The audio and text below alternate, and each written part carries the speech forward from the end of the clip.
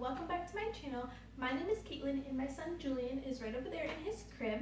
And today I wanted to do a video just talking about everything a first-time mom should know. And these are the things that I did wish I knew before going into labor, and some tips on breastfeeding.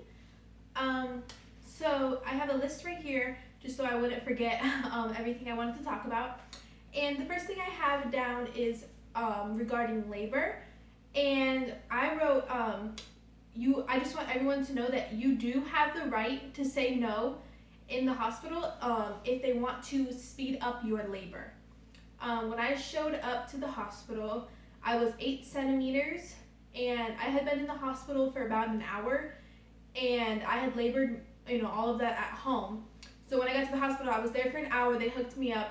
And right away, the midwife came in and she wanted to hook me up to Pitocin to speed up my labor. And of course, I told her no.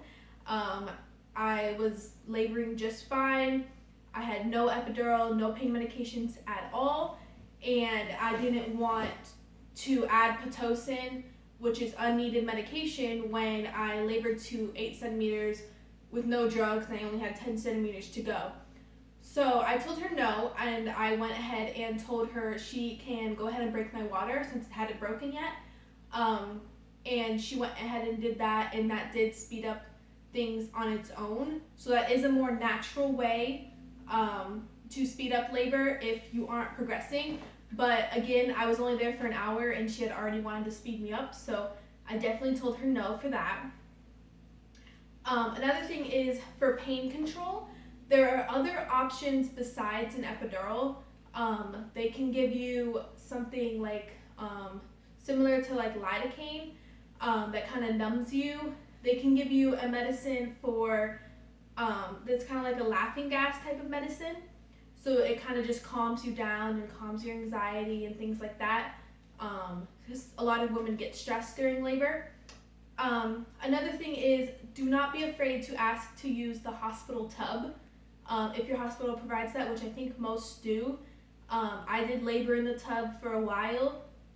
Another tip is, do not make the tub water too hot, because when you are in labor, you are usually very warm, like the hormones and stuff going through your body make you very hot, so you want the temperature of the water to be only like warm so you don't get overheated and nauseous. Let's see. Another thing is, do not be afraid to ask questions while you're in the hospital. You are not bothering your nurses, I promise, or your midwife or your doctor, whoever's there. Definitely ask lots and lots of questions if you have them, and do not be afraid to question something that they are doing. Like if they, for example, when my son was born, he was born with breathing issues, and he was rushed to the NICU after about an hour, and they kept trying to get me to get him to nurse when he could barely breathe. So I kept saying, no, I'm not going to try to nurse him. He can't breathe. Like, he had like bubbles coming out of his nose and stuff still. And I was like, no, I'm not going to try to nurse him. He's not going to nurse, because a lot of times when the baby's noses are clogged, or they're having trouble breathing, they won't nurse. They can't suck because they're just trying, their hardest to breathe. Another thing is regarding breastfeeding. If breastfeeding, like this is your first time breastfeeding, which I'm sure it is if you're a first time mom, the first few days, baby will nurse a lot. That does not mean that you aren't producing enough for your child. A lot of babies go through something called cluster feeding. And that can last for the first 2 months, where they want to nurse every 30 minutes for maybe 45 minutes at a time, which can get very exhausting.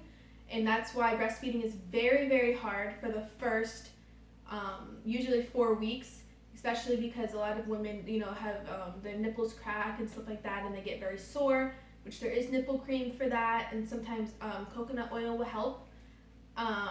So that is one thing as far as breastfeeding. Also, weight loss is normal. They usually, when they're born, they weigh a certain amount and then they lose they can lose up to 10 ounces, I think it is, like during that week, and they should, within a week, they should regain their birth weight. So just because your baby loses weight does not mean, again, that you are not producing enough for your baby if you are breastfeeding. Another thing with breastfeeding is something called DMER. And that is when you either nurse or you pump and you get depressed. Now, my baby was in the NICU for 10 days, so I had to pump for him every 3 hours, even in the middle of the night. And when I used to pump, I used to get so depressed, and it freaked me out because I had never been depressed ever in my life. I never really, I never had issues like that. So it scared me because I thought, oh my gosh, I have postpartum depression. Like, that was like my biggest fear when having a child. And I looked it up, and because it only lasts the entire pump session and maybe a few minutes after the session, but then it goes away. So that's how you know that you probably have DMER. You can Google it for a little bit more information, but basically it's just something when you pump or you breastfeed. It didn't happen when I fed him, just when I pumped.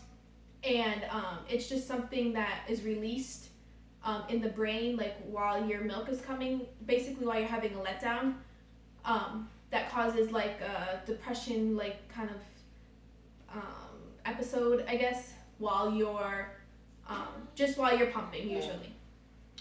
Another thing is pumping before 8 weeks can cause an oversupply. Because when baby is first born, they only need a certain amount of milk. So if you pump on top of that, you're telling your body your baby needs more than it really does. So that can cause an oversupply. I had to pump just because my son was in the NICU for 10 days and I needed to keep up with my supplies so that when he got out, I could breastfeed him. So in some situations, you do have to. I can pump, like I have an oversupply. I do not recommend you pump if you want an oversupply, just because it can be painful and you leak more and it's not really needed. After 8 weeks, you can pump and start your stash and everything like that for the freezer. Let's see.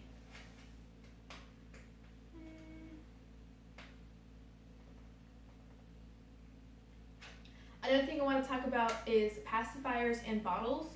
My son had a pacifier while he was in the NICU, and he did have a bottle for the first time while he was in the NICU. So if that has to happen, please don't freak out. Don't think that breastfeeding is not, can't happen for you just because they had to have a pacifier and a bottle. He did latch, right away.